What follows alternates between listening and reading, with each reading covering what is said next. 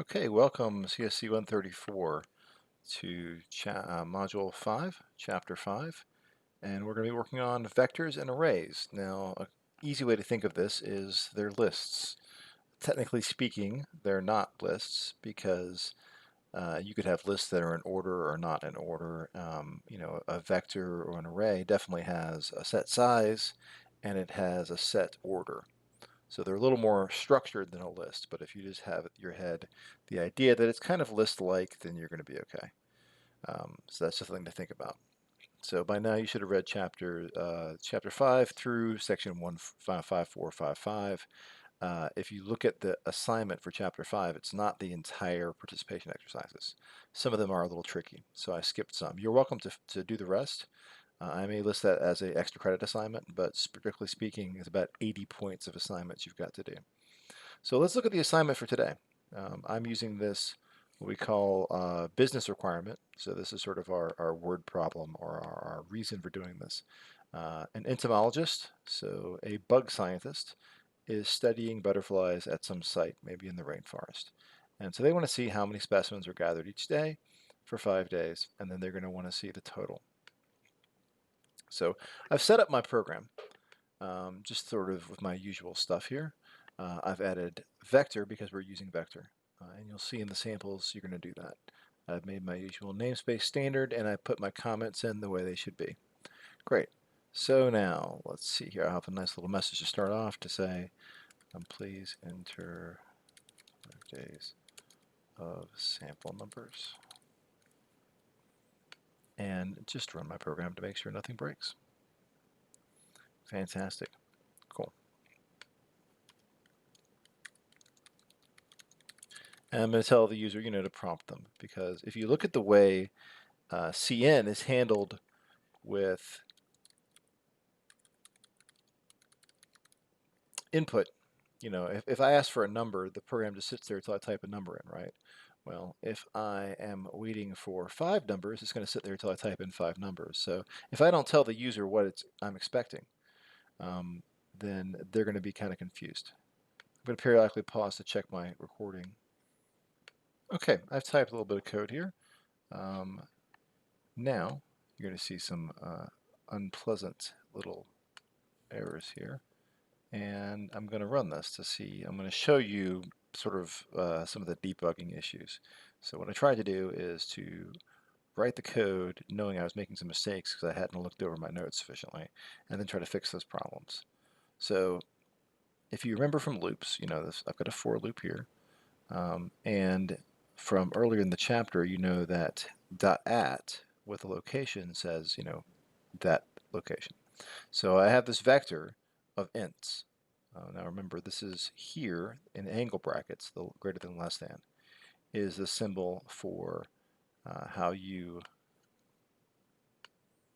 apologies for the technical errors. I'm going to run the program now and we're going to look at what's going on. Ooh, terminate called after throwing instance of standard out of range. What vector range check? Wow, that's a lot of stuff to read, okay? But if you think about it, here's the issue. I've said, well, I want to, set the item at location 0, and then the item at location 1, and the item at location 2, and so forth. And as soon as it gets to the item at location 0, it says, wait a second, this doesn't have anything in it. Okay, and you might say, well, but 0. Remember, computers count from 0. So in order to set item 0, there's got to be at least one item available to set. The first item goes in 0, the next item goes in 1, and so forth. So I've got to set the size here. And if you compare this with samples in the book, you'll see I'm doing something bad. I have what's called magic numbers. This 5 is hard-coded a lot of places. So we're going to look at not doing that. But keep that in mind. It's probably a bad idea. If the program now needs to be changed to 7 days or 10 days or what have you, I'm going to have to go make a lot of changes. That's going to be a little bit ugly. But let's just get it working first, and then we'll talk about how to clean it up. Now, when you are given this, and you can, type in a number. Okay, great, and the program ends. Now, what you'll see here is I'm going to output the values that I printed.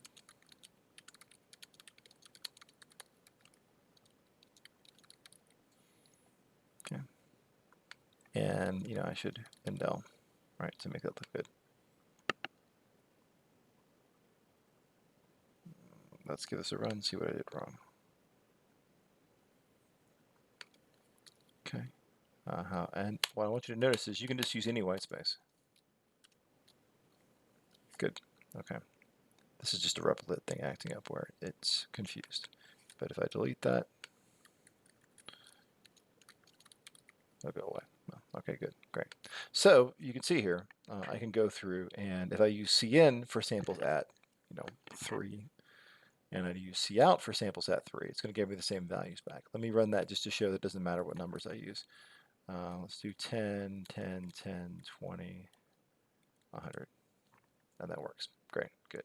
Okay, so the point is something like this, where you say vector at location acts like a variable, and it should, because a vector of ints is basically a list of ints in order. All right, let's make some changes to this code before we turn it in and make it look good here. So I'm going to say const int size equals 5. Actually, I want to call it days because we're talking about days. So that sounds like a better idea. Okay. And now I'm going to go back in. I'm going to change this.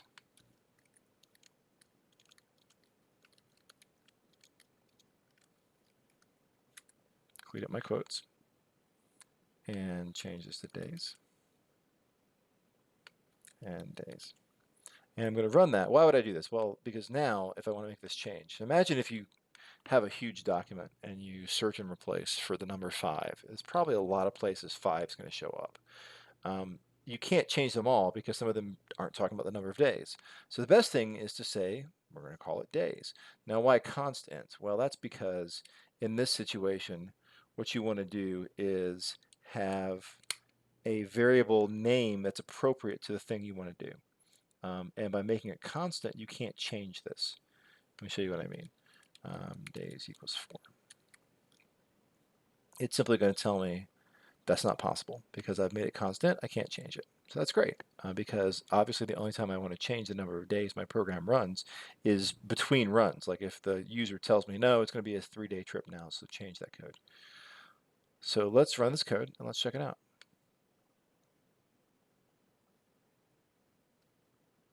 Looks good. Okay. And I'll do 20, 30, 40, 10, and 10. And that works. Fantastic. Cool. Now let's finish up the last little bit of code to make this program work the way we want to work. So hopefully you've got this all now. Int total.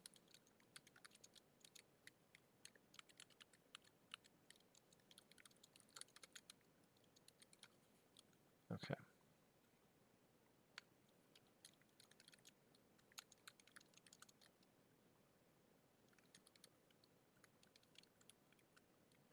Okay.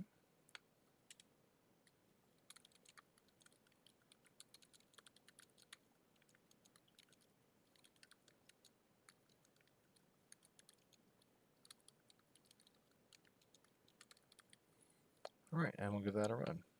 Now, it looks complicated, and it is kind of complicated, but one of the things we're going to be looking at is, especially when you start working with larger data structures like vectors and arrays.